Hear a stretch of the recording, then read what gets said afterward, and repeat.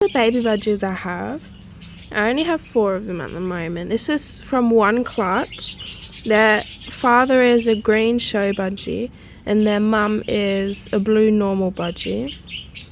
And as you can see, they have none of their father in them. But yeah, they mainly look like their mum. This is the youngest. This is the second youngest. This is the second oldest, and this is the oldest here. They're not really used to being handled, because up until now I've tried to avoid handling them, just because I want it to be kind of like natural for them, natural for the parents, since it's the parents' first, their first clutch. I wanted them just to, learn how to look after them properly, not have me taking them out every day, and yeah. And when you're breeding budgies, the method I use is I put nest boxes. I put 6 nest boxes into my large aviary, and I had to space them out because you don't want to have them next to each other, because then there's going to be some fights and you might lose some eggs, and yeah, it will just get messy if you put them together. But if you spread them out, the budgies will bond by themselves. They'll make their own pairs. You don't need to really do that. And then they'll choose their own nest boxes. They usually go around checking all of them, and then they start chewing them and stuff. And then once they've chosen one, you won't see the mum in there. Like, she'll be in there a couple times, but you won't see her constantly in there yet. But when she's laid some eggs and you don't see her outside of the nest boxes, that's how you know she's laid some eggs. And that's really when you need to leave her alone, let her do her business, let her incubate the eggs, because you don't want to keep opening the nest boxes while they have the eggs, or even the young babies, because that will be really letting the heat out, and you want them to be kept warm. When breeding budgies, you always want to make sure that there's always a food source and water source. There cannot be no food there while the parents are feeding the babies, because then the babies won't get fed, and then that's really not good for them. Even if they miss one day, that can be very bad for them. So you always want to make sure there's constantly seeds there. If you put them on the ground, they like looking around for them and stuff. I put seeds on the ground, and then I'll put seeds in a big container, so that they can always forage for food or whatever, like they do in the wild if they want to. But then if they don't want to do that, they'll always have the thing. And when the babies are getting fed, the father will usually collect the food. From what I've witnessed my birds doing, the mum will be in the nest box keeping the babies warm. The father will be getting the food, and then he'll go into the nest box, and the mum will do kind of like the same sort of cry that the babies will do, and then that's how the dad knows that he has to feed her. So the dad regurgitates his food into the mum's mouth. I know that sounds gross, but he does that, and then the mum, she'll feed the babies, and then you'll know they're fed when they have a full crop. And I'll just show you what a crop is. They're not going to like it probably, because as I said before, they're not used to being handled. I'll get this one because she's the easiest to see. Oh, let go. You got to be careful with blankets as well. I know I'm being a hypocrite, but sometimes their nails get caught in it. That's just another tip. So here, if you turn them upside down, this part is their crop underneath their neck, and they're not going to like this, but yeah, you got to always make sure that has got food in it. And when they're younger, it's a lot easier to tell if they've got food in it. But if you see them like a couple days or something, they really don't have much food in their crops, you might have to consider feeding them yourselves.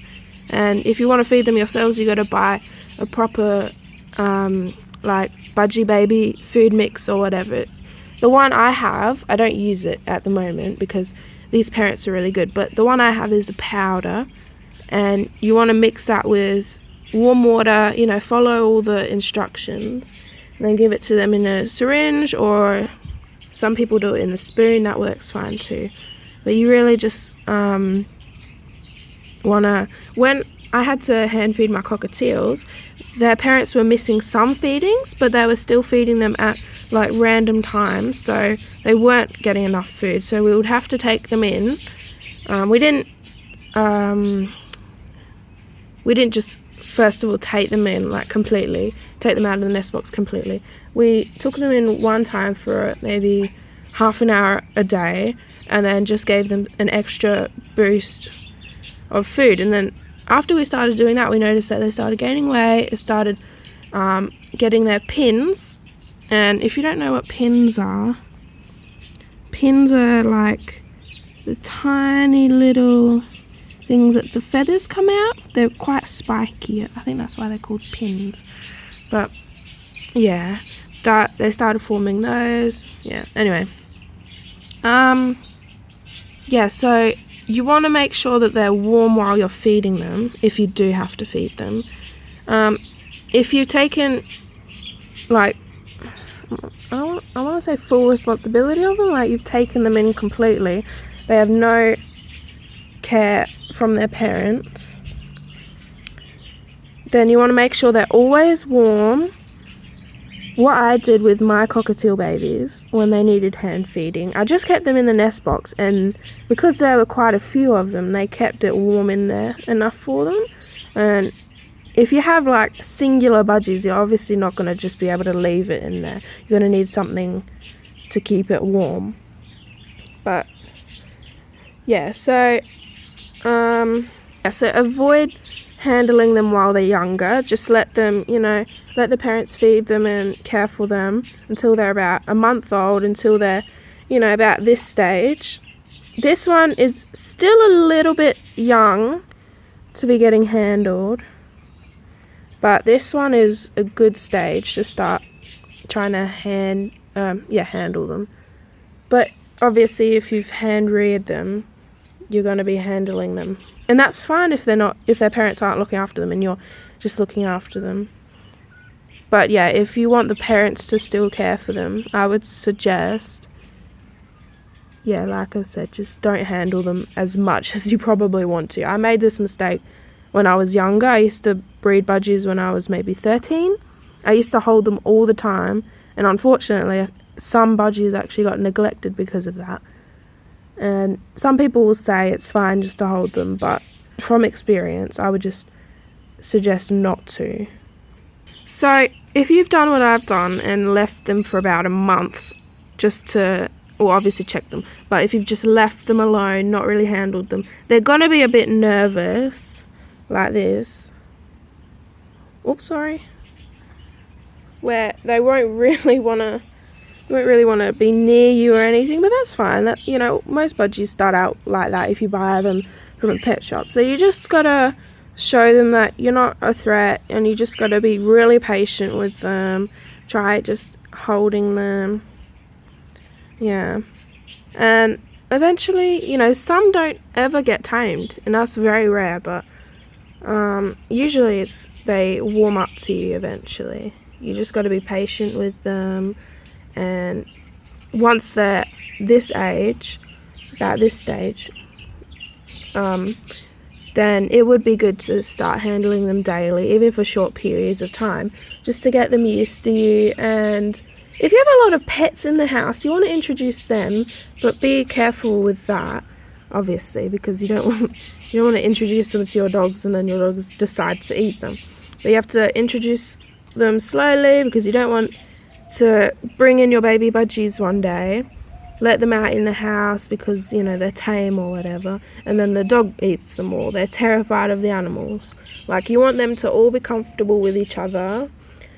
So that's what I've done. I have a lot of pets. I have rabbits, dogs, and yeah, obviously the birds. And that's what I've had to do with all of them. I've had to introduce them slowly. Especially with the dogs, you have to be very careful. When your baby budgies start to look about this age where you can't see their pins, you see he's cranky, that's because I haven't handled him, but they just have their feathers, you're probably gonna walk in one day, if you have an aviary, you're gonna walk in one day and see the babies on the floor because they're gonna jump out eventually, and that's just natural. But if you think, like one of my budgies, I think it was this one, I think it was that one, she had jumped out really early. She still had pins, like she was very quite young, maybe 3 weeks old, so I just popped her back in and then everything was fine. But if they're, like quite old, not quite old, but if they're about 5 or 6 weeks, they usually do start trying. And if you think they're too young, just pop them back in. If they keep jumping out, you can't really do anything about it. Just, make sure that there's nothing hard underneath, you don't want them falling onto a brick or something. And they're listening to the birds outside.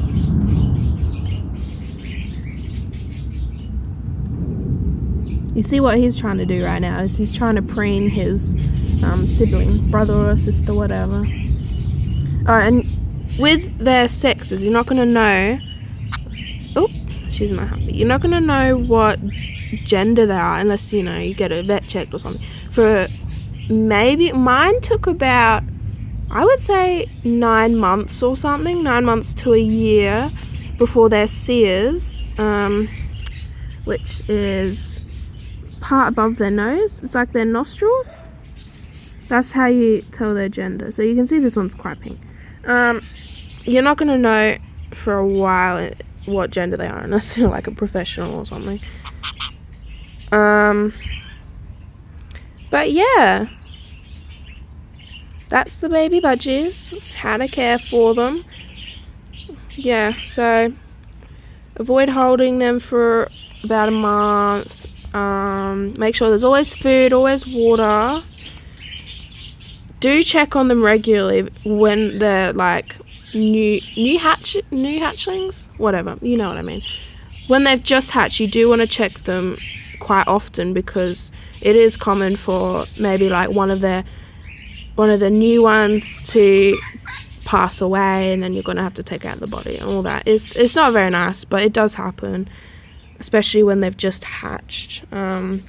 Luckily these guys, well, they did lose 2 siblings, I think, maybe. There were 6 fertile eggs, and there's only 4 that hatched. So, but fortunately these guys were strong enough, and when they do, when there is a baby that passes away and it's very young, you got to understand, maybe it just wasn't strong enough, that things can happen. But if it was a baby that's like, I did have one baby that was about this age that died, and that was because the parents stopped feeding it, and it took 1 day for it, and then she just passed away. And I didn't notice that she stopped feeding the baby, and that was my fault for not noticing, because I should have taken her in and hand fed her. But there were multiple clutches at the time, including this one, and I just didn't check. And that's what can happen if you don't check. You won't know if the parents aren't feeding them. So yeah, I think I've talked for long enough. Hopefully I've helped some people out, I'm not sure. Even if you just want to see the little babies. They're very cute, aren't they? Yeah, they've got some yellow on their faces, just on the front of it. They're very cute. I'm gonna put them back now because their mum's probably wondering where they are. Thanks for watching, bye!